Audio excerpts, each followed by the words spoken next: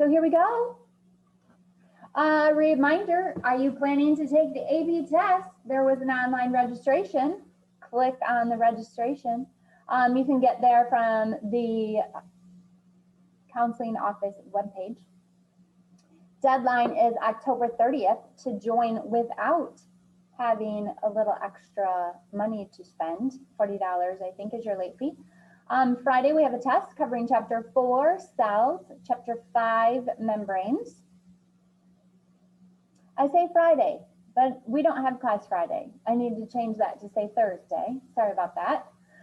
Today, we're going to talk about membranes. We have a lecture going to cover cell structure or membrane structure and active and passive transport. Today, during flex time, you're going to work with this information. You have 2 videos to watch, 2.6 and 2.7, and complete the digital interactive notebook, which is like the one you did last week. Most of us did the digital notebook last week, but only 38% of us watched the video, and so you might have a higher percentage of that this time around. So that's the announcements for the day. Here's some questions, and this is where I wanted to add a couple interactive slides. But just look at this question and maybe throw in the chat for me your answer, and you can do it to me private if you'd like. Which of the following amino acids would likely be found in the transmembrane domain?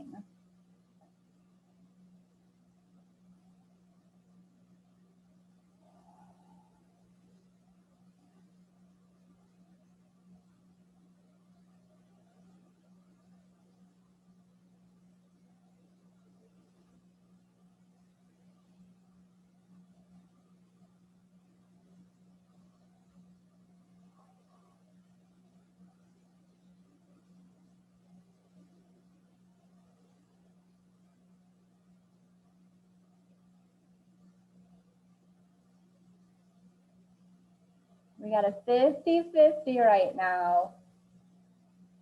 Half of us think C, half of us think D.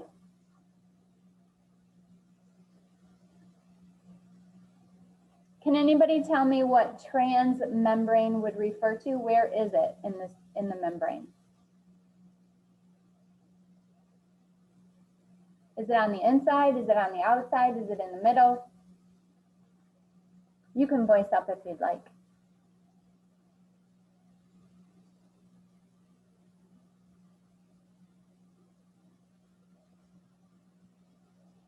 Trans is going to be in the middle. So what do we know about the membrane, right? Our phospholipids, the edges are going to be our polar because they're hydrophilic. In between the trans section is going to be nonpolar and hydrophobic, right? So then you want to look at these and see which one would you think is nonpolar. And it's not something you have to have memorized. I can see that both these aren't even in order. Glutamate and arginine are both charged, right? So, so they're going to be polar. So they're going to be found on the edges. So that leaves lysine and isoleucine. Lysine has a charge here, so it's going to be polar. We know methyls are nonpolar, so isoleucine is the nonpolar. So isoleucine is going to be the one that's in the transmembrane. Now, I would have thought my letters went in order of this, so that you might have, I was looking A, B, C, D. So when you were saying D, I thought you were saying isoleucine, but now I see it says this. You might have thought the same thing as me. That's terrible that I mixed that up. So anyways, isoleucine, the methyl group makes it nonpolar, so it's going to be in the middle. The rest of them are on the edges. Here's another question. Consider the following pathway of reactions, the metabolic pathway catalyzed by enzymes shown in numbers. So the letters are the substrates or intermediates, and the numbers are the enzymes. If you had an increase in substance F that led to an inhibition of enzyme 3, all of the following are results of the following except, or results of the process except. So again, throw it in the chat there. If you increase F and it inhibits 3, one of these things won't happen. Which one won't happen?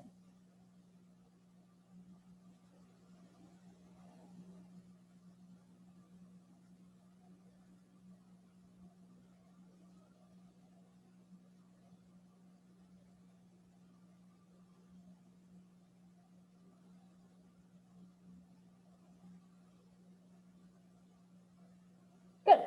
Now that was a commonly missed question in the past. I don't know why. So if F came back and it stopped 3 here, I'm not going to make anything after 3. So I won't make D, E, or F. I will, however, still be able to convert 2 into 6 and 7, or 2 into, I'm sorry, C into X and Y. So I'll be able to make more X and more Y, but less D, E, and F. Good job. Last question, I think I have 3. Which of the following can be used to determine the rate of an enzyme catalyzed reaction? If you're trying to decide how quickly the enzyme is functioning, what are you going to look at?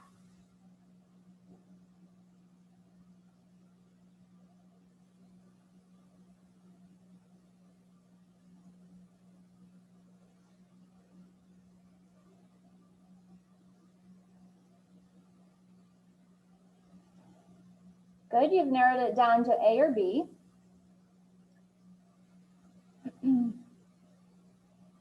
So a lot of times on the AP test questions, you can narrow your answers down to a 50-50 option just based on opposites. Like if you have 2 of the exact opposite answers, often one of them is going to be your answer. We know that we don't change enzymes at all, so we automatically threw out C and D, so it left us with a 50-50. So basically you're asking, am I starting with substrates or do I end with substrates? Substrates are a reactant, how quickly I use them and convert them to products, which show how quickly my reaction is working, okay? I don't create substrates, I start with substrates. Okay, enough of that. So here's something new in my Google World. I added a chapter 5 resources section. So this isn't anything for you to do. You can do with it whatever you want, but these are just resources to help you study outside of class. So I am a big, huge fan of Kelly Notes. There are these right here. Cell communication, we haven't even touched on. Sometimes we don't get a chance to touch on topics. That I kind of hit when we do human systems and the endocrine system, so I don't really get into cell communication too much yet. Here's the review I've given in the past for chapter 5. Here's some practice questions on transport. And these are questions that students had in the past that we covered, like we would have a recitation class before tests. So these are things that they asked prior to the test that they wanted cleared up. So that could be helpful to you. I also put in my lecture for enzymes, or I'm sorry, I should not talk while looking at the thing at the same time. My video on cell structures. So had I lectured in class, it's a very simplistic lecture, but there it is. Okay. Ready for new information. Here's our interactive slide coming up. I thought I had deleted that slide. So we're thinking of a word splash. Last we were talking about FRQs. We said it's good to come up with a word splash before you ever start writing. So knowing that our topic is going to be about cell membranes, what words would you possibly include in an FRQ related to cell membranes? Go. I didn't put a time on this. Oof. Maybe.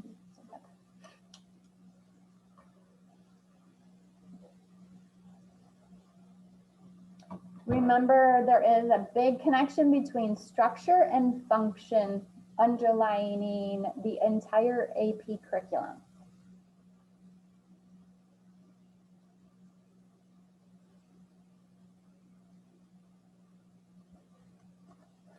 So let's see if we can broaden beyond phospholipids. We got that one. If you're, see what else we can add here.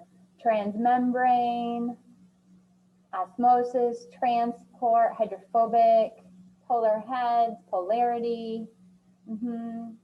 Diffusion, action potential. Good one, Leah. Bonus point for you.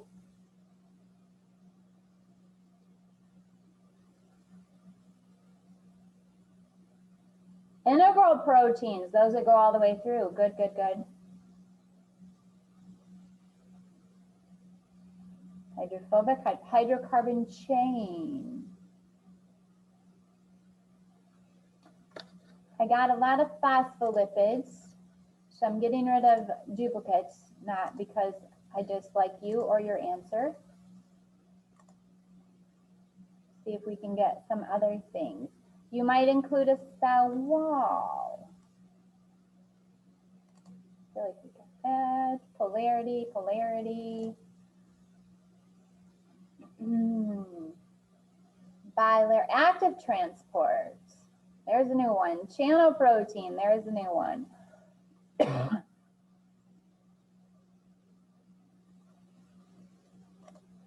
What else can we put on our wall? Wow. What else is in a cell membrane other than the phospholipid bilayer? Okay, receptor proteins, good. So we got channel proteins, receptor proteins. Oh, I can't move cards. What else do we got in our membrane? Let's build a membrane, gang. We got phospholipid bilayer made of hydrophobic, hydrophilic tails. We got different proteins. There you go, cholesterol, which keeps it from packing together. What else might you have related to, okay, we got a sodium potassium pump. There you go. Good, good.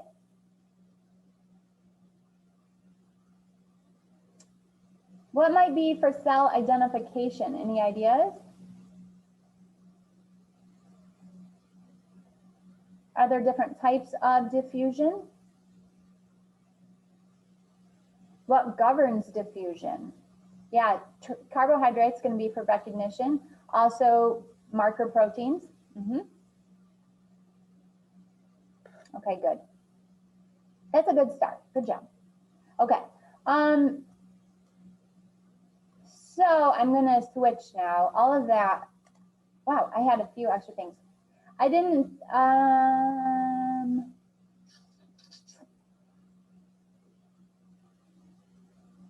wasn't sure if I wanted to try this before or after our PowerPoint. So I know I've already taken up quite a bit of time for the intro piece, so I think I should just jump into our PowerPoint now.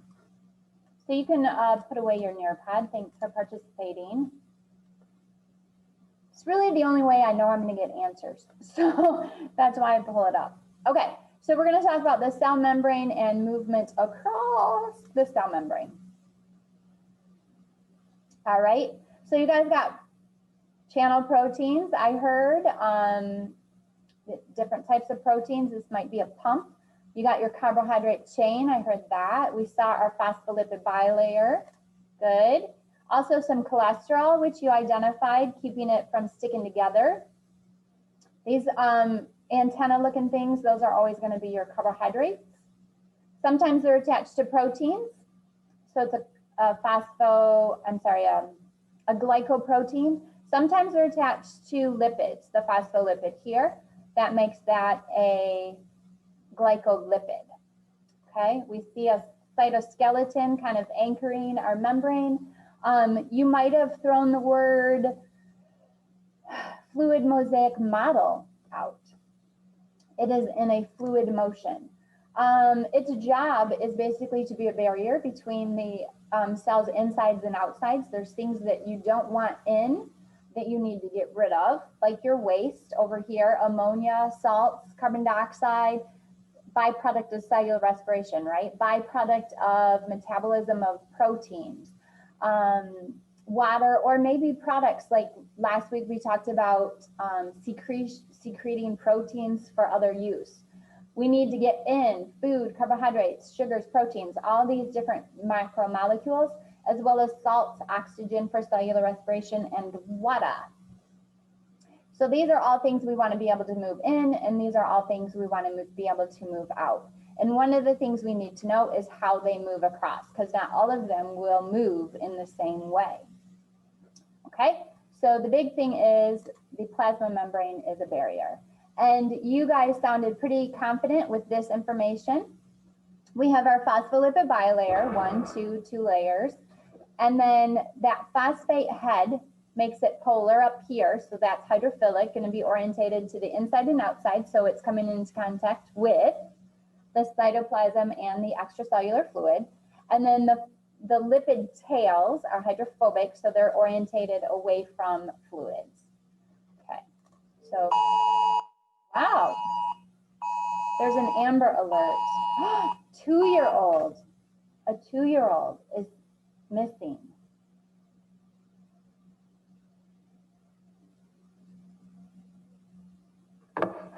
In a Mazda black car, if you see it. Okay. So things that can get through directly are things that are also going to be able to slip through the phospholipid bilayer, right? So fats and other lipids can, because they're both nonpolar, can move through the membrane quite easily. Other stuff, not so easy, okay? So if it's small enough, it might be able to get through. If it's too large, it's going to need some help. All right, the cholesterol, you want to be familiar with what it does. It keeps those phospholipids from sticking together. It also adds stability in animal cells. In plant cells, it's going to be replaced with other sterols. So remember the 4 rings all connected together is some form of sterol, like cholesterol. The membrane carbohydrates, this was one that we were reluctant to mention before. So the ability of a cell to distinguish neighboring cells from another. So basically it's recognition, it's identification. Your red blood cells, your A or your B, whatever blood type you are, that's a glycoprotein. Yeah, a glycoprotein that's on the surface of the cell that's identifying it. So we actually have different sugar molecules that identify what type of blood cell we are. It's important in organ and tissue development because it helps recognize which type of cell is which.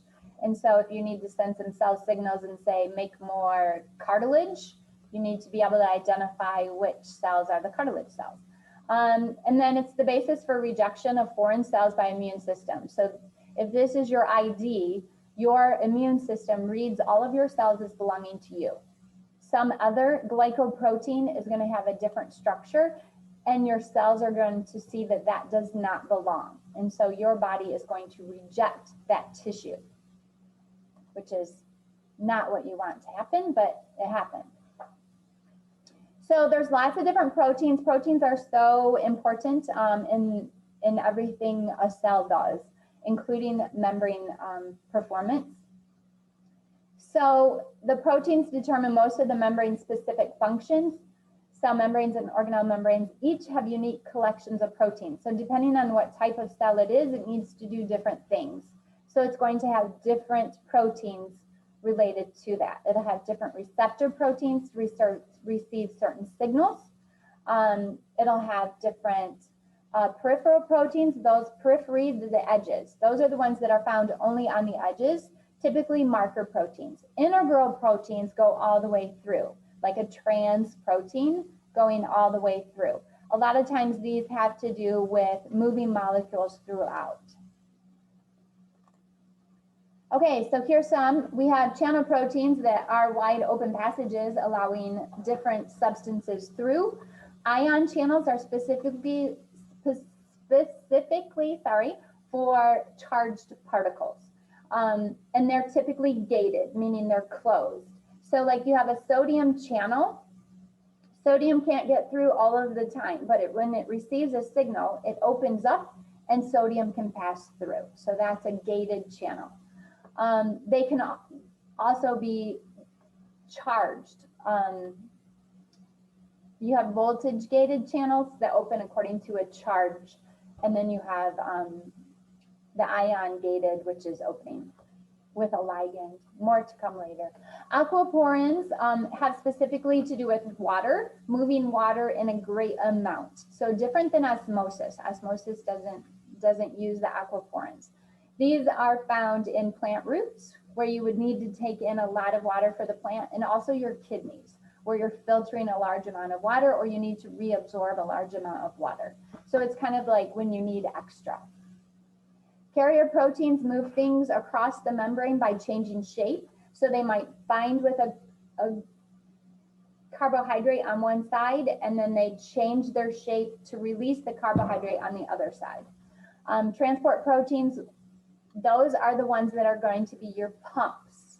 So they require ATP to function. So you're most familiar with the sodium potassium pump. Okay, so that's a transport protein. Recognition proteins, so recognizing, that's your glycoprotein, so it has those carbohydrate chains attached to them. Adhesion, right, means to like connect them together. So that helps anchor the protein or the cell in a larger tissue. And then you have receptor proteins that receive signals and cause a response inside of the cell.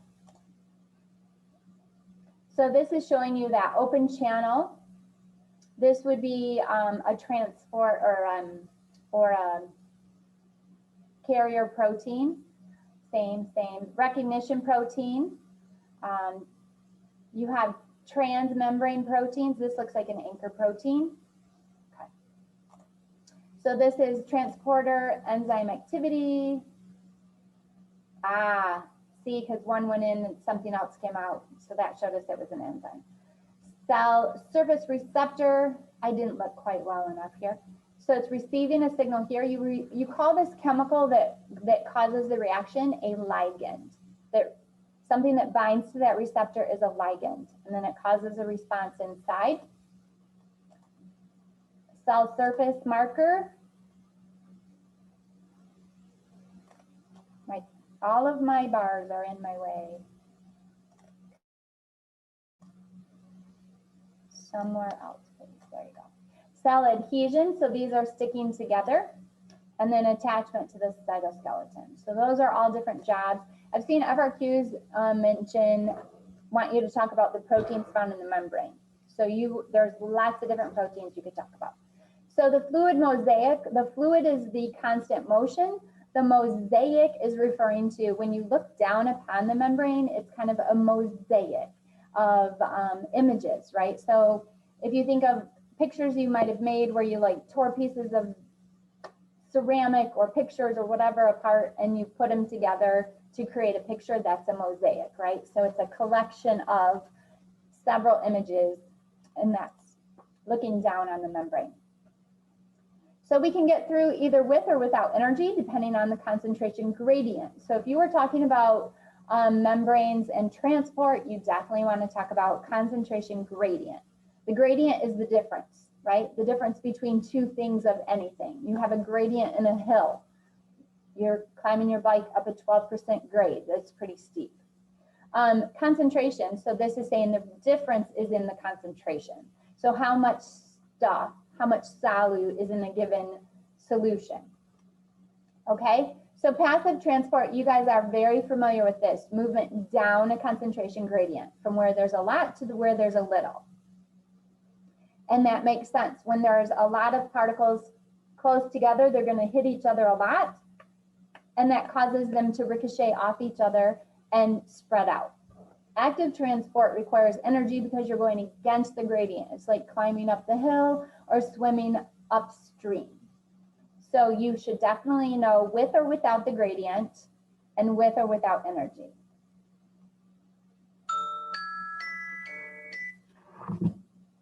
So using your second law of thermodynamics, making connections with our entropy, right? The universe tends towards disorder. So these are all nice and orderly, and they start hitting each other to spread out to the point of equilibrium where they don't stop moving. They just are in equal amounts on both sides. They'll continue to move back and forth in equal amounts, dynamic, constant moving. So in this one, which way is the lipids going to move? Are they going to go inside the cell or outside the cell?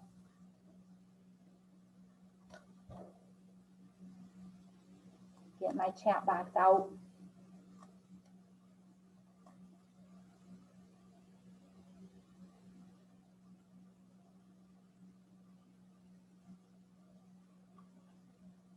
Wow.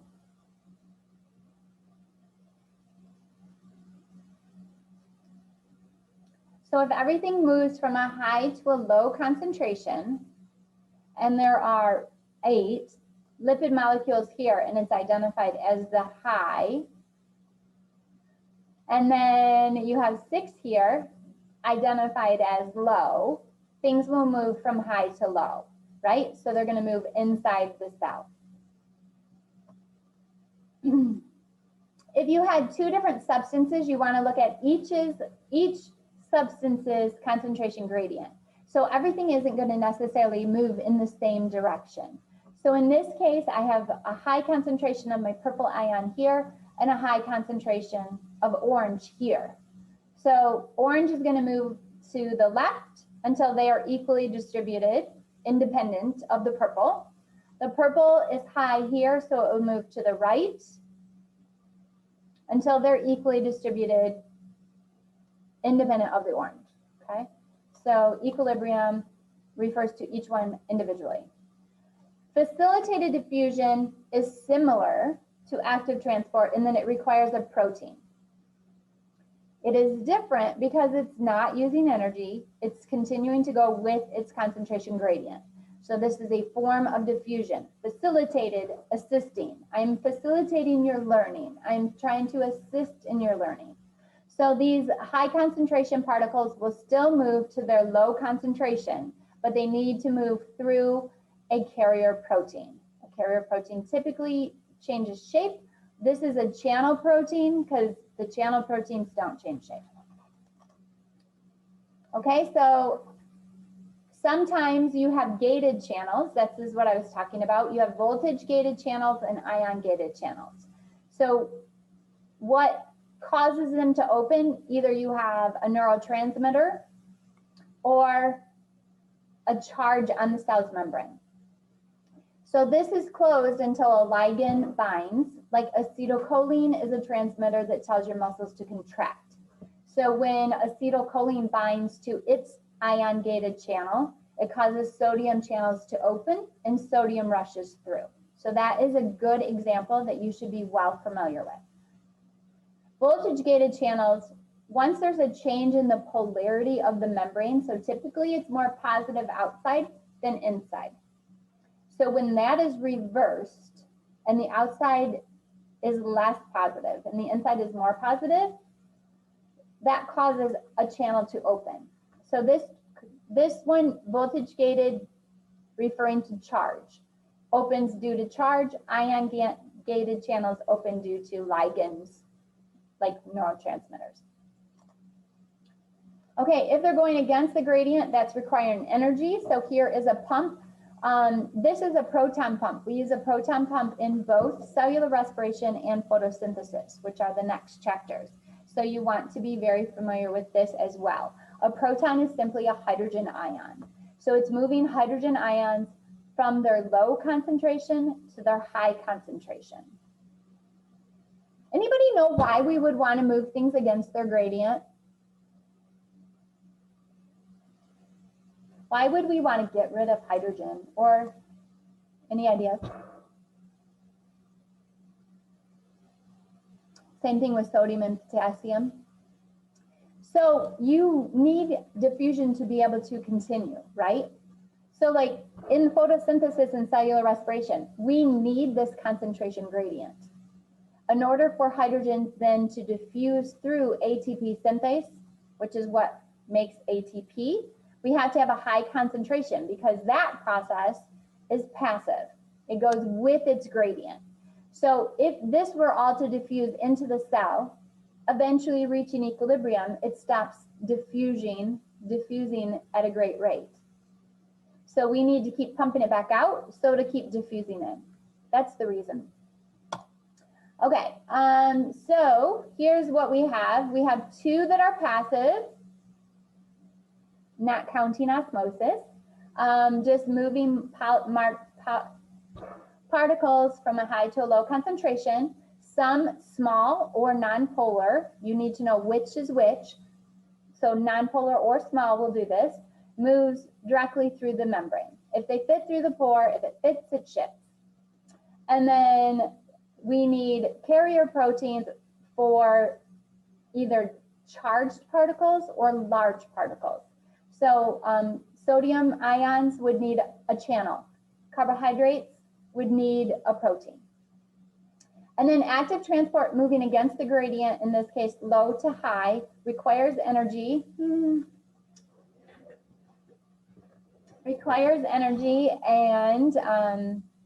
And uses a transport protein.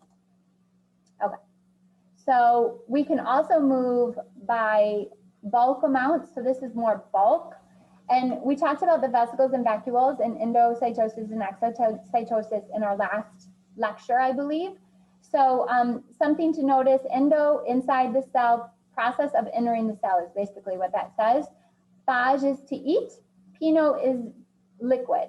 So phagocytosis is cellular eating, so the process of cell eating. And then pinocytosis is the process of cell drinking. So you're familiar with those two. This is an example. We already talked about that one, so I'm going to shorten up for time. Receptor mediated is one you're less familiar with. So let's look at that one. Proteins come to the surface here when a ligand binds. So a ligand has bound this receptor protein. And then these proteins inside the cell will come gather around the membrane at that location. I think that it makes it heavy. It doesn't really, but that's how I picture it. It makes it heavy and it starts to drip inward. And then membranes can fuse together and it creates a vacuole. So that's receptor mediated. It has to have a ligand binding to a receptor. And contractile vacuoles are found in like unicellular water animals. You can see these right here are contractile vacuoles. They're filling with water because water is moving into the cell, but it doesn't want to explode, so it has to get rid of the excess water. So if you watch that go through, it's contracting and squeezing it out. Okay, I am going to save osmosis for Wednesday.